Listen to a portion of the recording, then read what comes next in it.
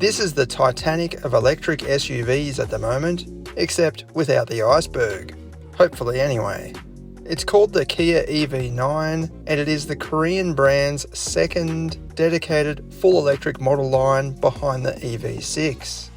It's about as big as a Toyota Land Cruiser 300 series, only slightly longer with the same width and an extra 250mm in the wheelbase.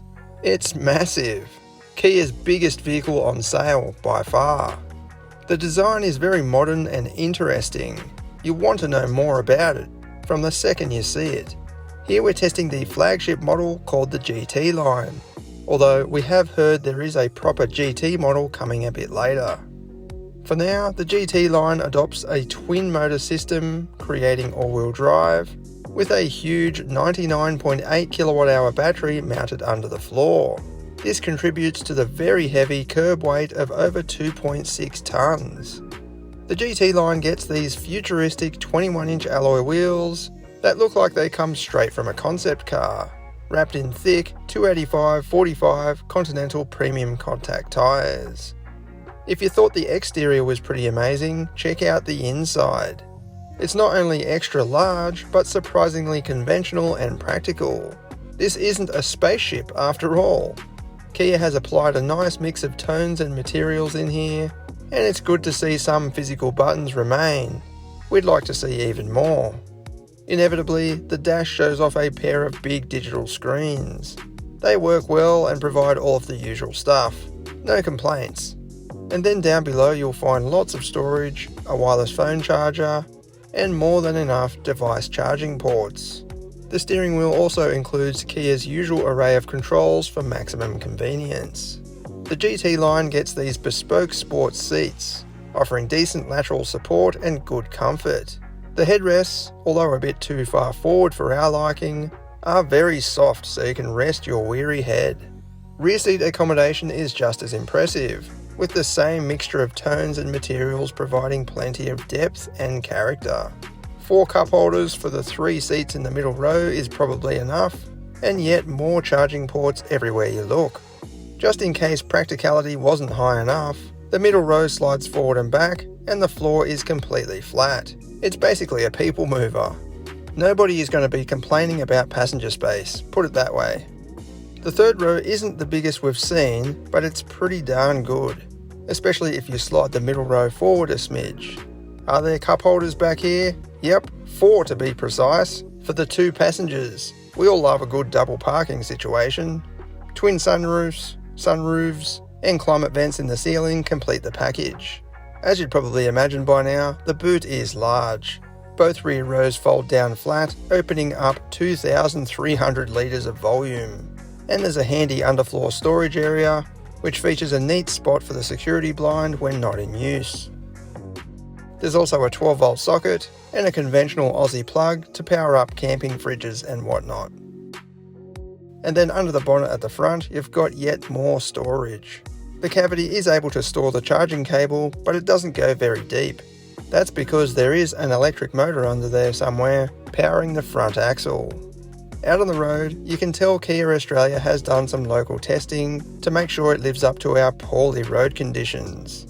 And it does. The suspension absorbs impacts while keeping the platform steady and stable. Get into some corners and it feels surprisingly agile, to a certain point. That point is that moment you suddenly realise that this is a super heavy vehicle.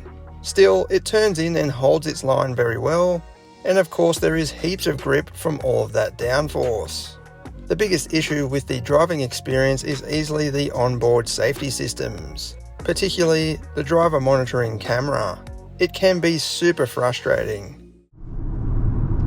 If I start fiddling with the touchscreen here, I'm still looking straight ahead, but I'm just checking the radio station, for example, and it'll start going off. Probably can't see that little eyeball sort of symbol there, but I've had it so it's flashing constantly. It's going bing bing bing for a good 5 or 10 seconds, even though I'm looking perfectly straight ahead.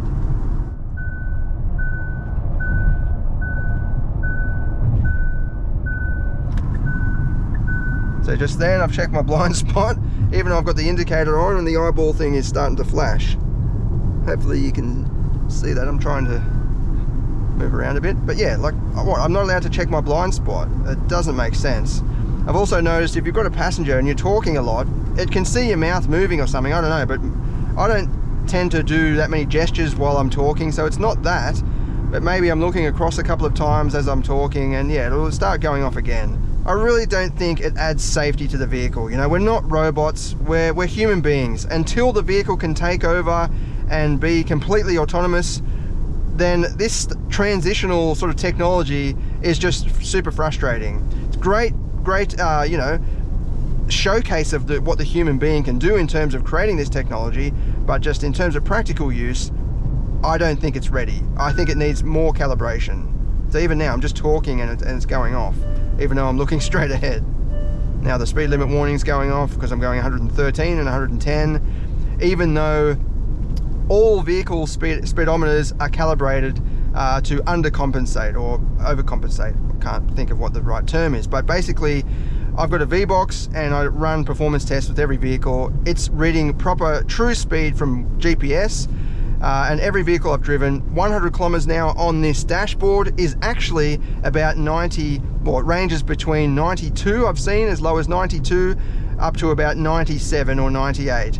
I find the German cars, knowing, you know, Germanic precision, they're quite precise. They're closer to the real true speed, but most vehicles, they're out by about as much as 5% or 3%. So if you're going 113, the true speed might only be 109 or something like that. So it just, yeah, it's too much, I think. And it's a distraction itself. I don't think it's, you know, I could imagine my mother-in-law driving along and that starts beeping like that.